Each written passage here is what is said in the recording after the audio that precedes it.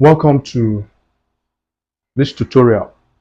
Alright, so in this tutorial, I'll be providing solution to this question on the board, okay?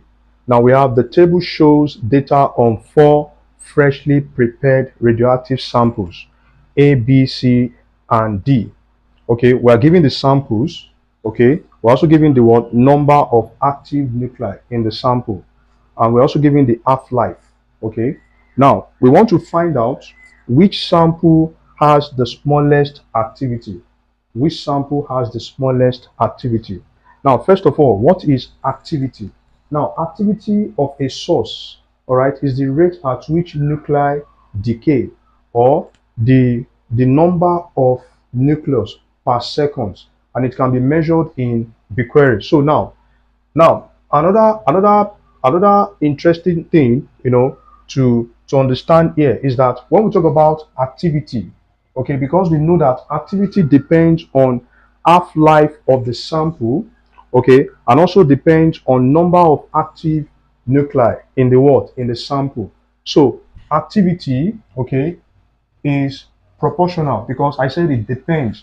Okay, so it will be activity, okay, we have activity, all right, will be proportional.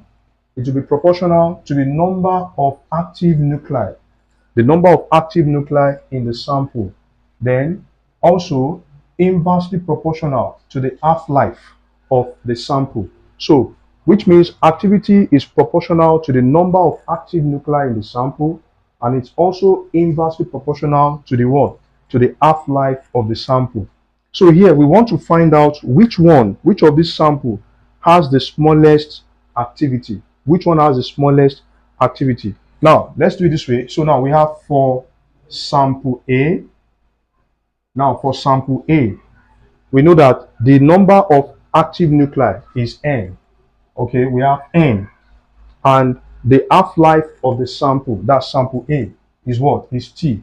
So we can see here that the ratio of N to T, that is when we divide, this is what? This is 1 N to what? N divided by what? By T. Okay. Now for sample B. Sample B, number of active nuclei in the sample is what? Is N. All right. Then the half-life of the sample is 3T, which is 3. That's, we have N divided by 3T. Okay, we know that when we divide 1 by 3, because this, we can express this as a product of 1/3 and N over what? Over T. So it means, what I mean is that we have this to be 1 multiplied by N divided by T. Don't forget that N divided by T, or N over T, is the what? Activity. So we want to know which of this sample, okay, according to the question, has the smallest activity. So this will be 0. So this is going to be 0.3 N divided by what? By T. Now, for sample C,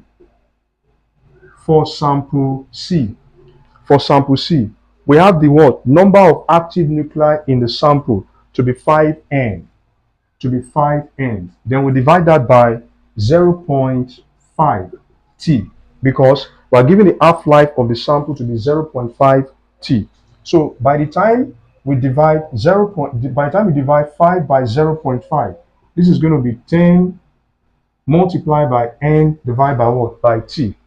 Remember, activity of a source depends on half-life of the sample, and also depends on the number of active nuclei. But the relationship between the activity and the half-life of the sample is what? Inverse relationship. That means activity will be inversely proportional to what? Half-life. Okay. And then we also have activity to be what? To be directly proportional to number of active nuclei. Because like I said, activity depends on number of active nuclei, as well as the what? The half-life of the what? Of the nucleus. So in this case, we have 10N over T. So for sample D, what we are given is what? 8N. Number of active nuclei is 8N. Then we divide that by what? 4t. So when we divide it by 4t, this is going to be 2n divided by what? Divided by t. Now, when we look at what we have here, now we have, this is more like having one activity.